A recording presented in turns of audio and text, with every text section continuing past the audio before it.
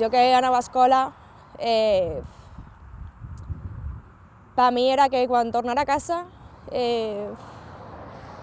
no anava a saber si ma casa anava a estar, si anava a tindre un veí menys o una veïna menys, si s'anaven a carregar un camp més. I per la gent és a on te'n vas, que te'n vas a un pis a morir-te, sense tocar el camp.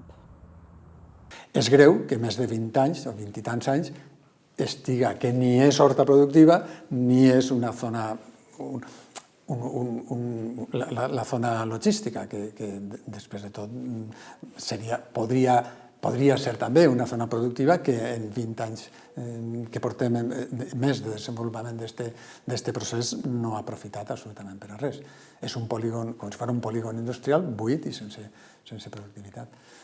En tots els responsables polítics que hem parlat, l'única excusa que ens posen, perquè ens donen la raó en tot, en definitiva, l'única excusa que ens posen és que això ja, ens hem gastat ja 120 milions d'euros ahí. I què? Quants ens hem gastat en la Darsena Real, que està morta de la risa? Quants ens hem gastat en el circuit de Fórmula 1? Quants ens hem gastat en la Ciutat de la Luz? Quants ens hem gastat... Vull dir, al final, si això és el problema, vull dir, nosaltres ho traduïm tot a una nova unitat de mesura d'infraestructures del territori, que és el quilòmetre AVE, no? És a dir, segons experts, diuen que el quilòmetre AVE està al voltant de 30 milions d'euros. Això serien 4 quilòmetres AVE. En la ciutat de València no n'hi ha una ZAL, no existeix una ZAL. N'hi hagué un projecte de la creació d'una ZAL per el qual se declarà d'interès general per la Generalitat, el Ministeri de Fomento, l'Autoritat Portuària, l'Ajuntament de València, etc., per la qual uns terrenys de la pedania de la Punta varen ser destrossats, varen tirar totes les vivendes, alqueries, barraques històriques, varen desfer tot el sistema hidràulic de regadío de l'horta, a sèquies, escorranties, etc., i després no han fet res perquè no podien fer-lo. Perquè nosaltres, des del primer moment, hem plantat cara socialment i també legalment. I hem anat guanyant-lo tot. Hem guanyat 16 contenciosos administratius. La senyora Rita no mos va guanyar i la senyora Rita no mos va guanyar perquè la gent de la pedania els du molt ben posats.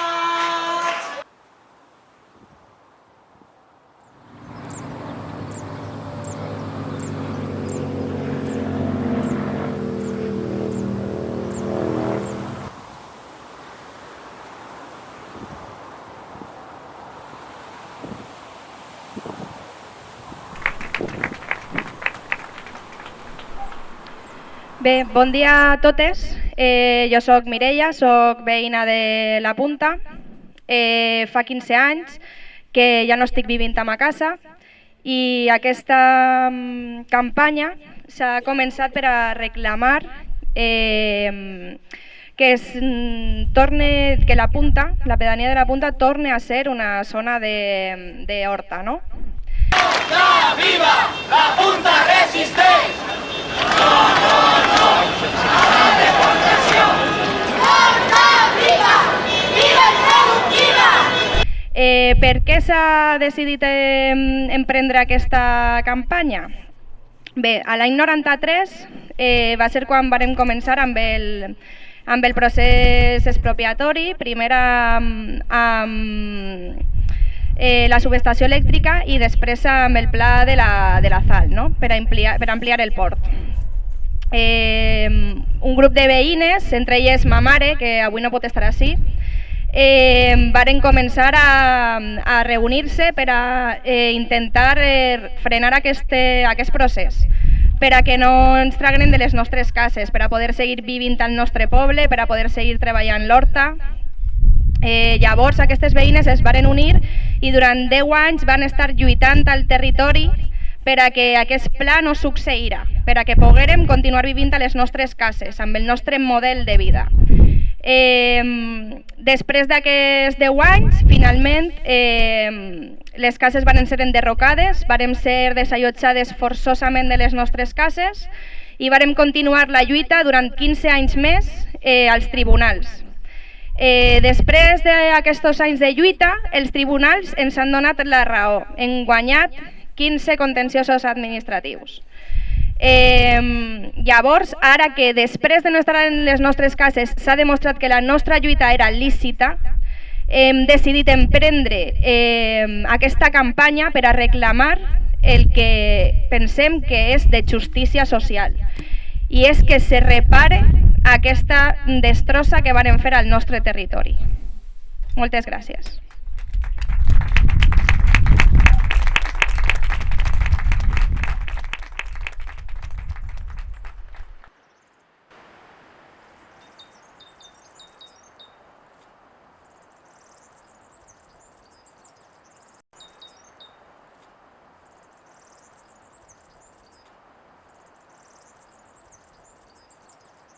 Diguem que nosaltres vàrem ser un grup de persones que tingueren una idea molt clara, molt clara, des del començament.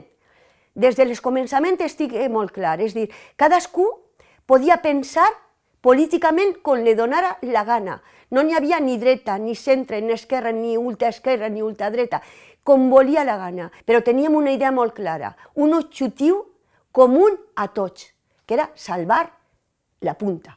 Salvar l'horta, salvar les cases. I això ha sigut el que ens ha mantingut units des del primer dia fins ara, perquè la nostra ha sigut una lluita i continua sent una lluita per la dignitat, per estimar l'horta, per la nostra cultura, per els arrels i sobretot per les persones.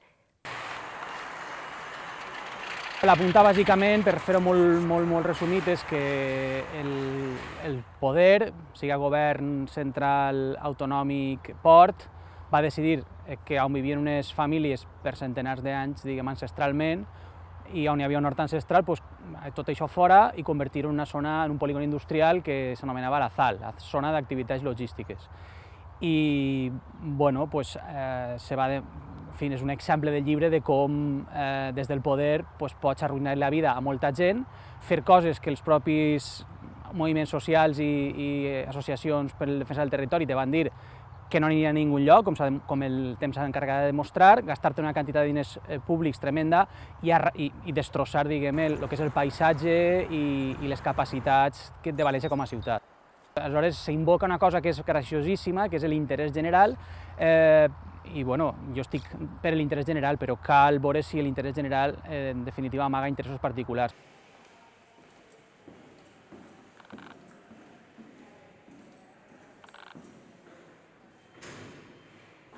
El tema de la FAL, analitzat des del govern actual de la ciutat, va ser un error històric des del punt de vista de l'urbanisme, no només perquè destrossava una horta productiva del màxim nivell que tenim en l'entorn, no només perquè socialment va ser una barbaritat. No hi ha les formes que també, les formes en què es va produir el desallotjament va ser brutal, sinó perquè és que realment se va traure a la gent que allí vivia de tota la vida, de tota la història, de totes les famílies, se les va traure sense cap explicació i sobretot sense una raó de fons. I ahí entraríem en el tema. No només dic que té aquestes dificultats, sinó que a més no té racionalitat des del punt de vista urbanístic. Eixa ZAL no està ben ubicada des del moment que se va pensar en ella, no està ben ubicada, no té el tamany que hauria de tindre una ZAL i no té les condicions. A ver, respecto a la ubicación, el sitio es inmejorable cuando hablas con cualquier persona del sector logístico y sobre todo la logística ligada al marítimo. O sea, el puerto no es un fin en sí mismo y aquí no se trata de ser el puerto más importante del Mediterráneo o lucir en lo que es, ha llegado a 4 millones de contenedores o a 5 millones de contenedores. Eso no aporta ningún valor en sí mismo. En realidad, cuando el puerto, en fin, argumentaba, defendía y sigue apostando por la necesidad de la ZAL, es porque al final lo que va a hacer eso es aportar valor añadido y consolidar tráficos al puerto y al final a las empresas. ¿Que el puerto sin la ZAL podría vivir? sí, pero peor. Y ya no es el puerto que podría vivir, sino que las empresas importadoras y exportadoras de la Comunidad Valenciana, digamos que se pueden ver resentidas o penalizadas por no tener esa zona de actividades logísticas tan próxima al puerto. València no necessita aquesta sal. Necessita una sal, però València hauria de reflexionar sobre on estaria la sal millor ubicada. En la T, que formen la A7 i la A3, en l'entorn de Xest i de Xiva, hi ha moltes possibilitats de fer una àrea logística. A Sagunt, que està creixent una barbaritat, hi ha una possibilitat de fer una zona logística. Els mitjans de comunicació actuals, els ferrocarrils, els camions i tot, donen per a assumir aquestes distàncies. En tot cas, València, el port de València, la dimensió que té, necessitaria una sal molt més gran, si la compares amb el port de Barcelona, en altres ports, diguem-ne, del nivell del de València, que estarien en competència, aquesta sal és petita, des que va néixer.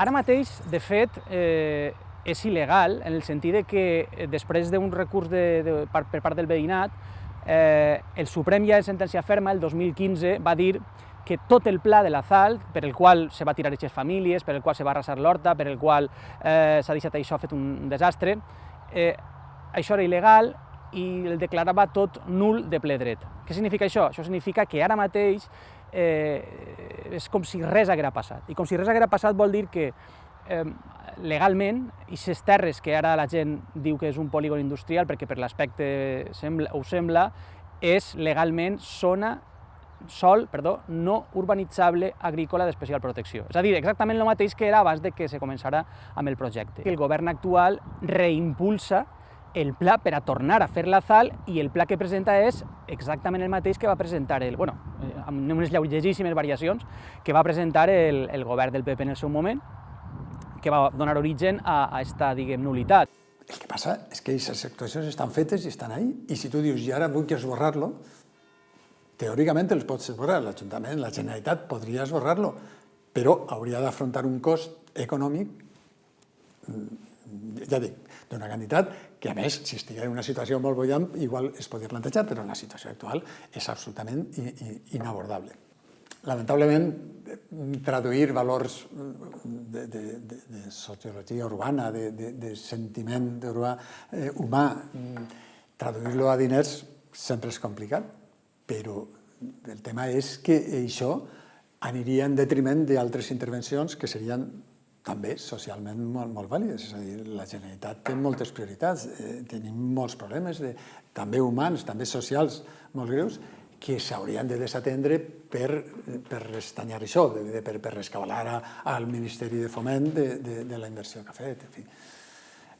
Però, bueno, és una manera de dir-ho, és a dir, en aquest moment recuperar la sal no seria una prioritat des del punt de vista també social, també de contingut social, no?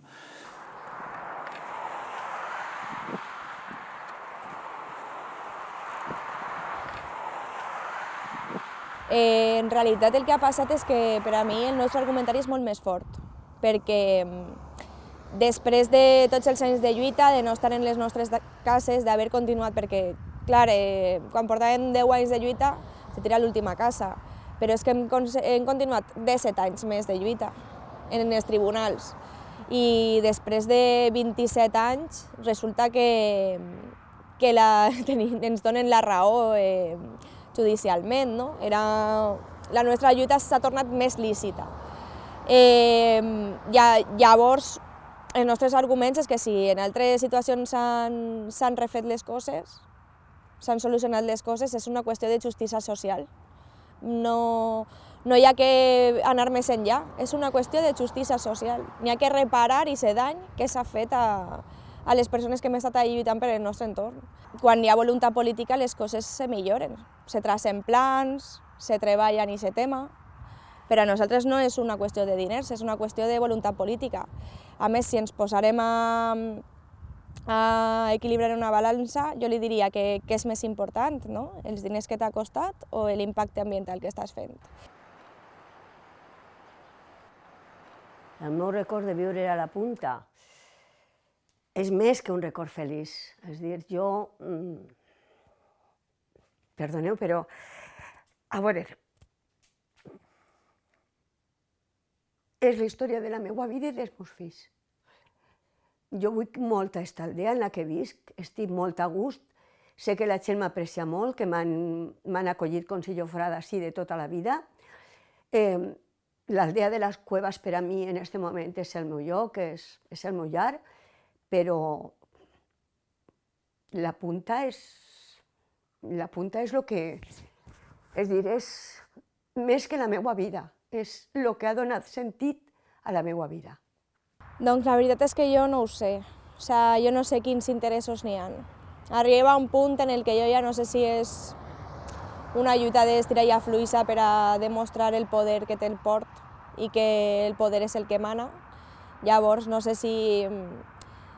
Ha arribat un punt en el que ja no sé si és tant una qüestió urbanística com una qüestió de poder i d'enaltiment d'aquest poder i d'ofegar qualsevol lluita ciutadana. Però no se pot. És una qüestió que va per dins. I no se pot, encara que te canses, encara que... No pots deixar de lluitar per... Jo m'he criat en això, no? I són les meves idees i... No puc deixar de lluitar per el que pense i per el que crec. Fa temps que vaig deixar d'imaginar-me el futur.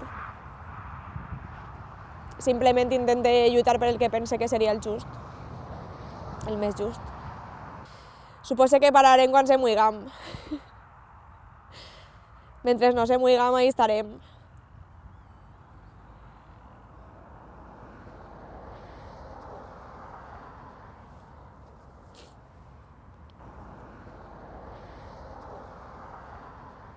El meu iaio, el meu abuelo, Ildefonso, sempre me dia el mateix. Eren dues coses el que me dien. Mira, els pobres no tenim només que una cosa, i és el nostre honor i la nostra dignitat. Si perdem això, ja no serà res en esta vida.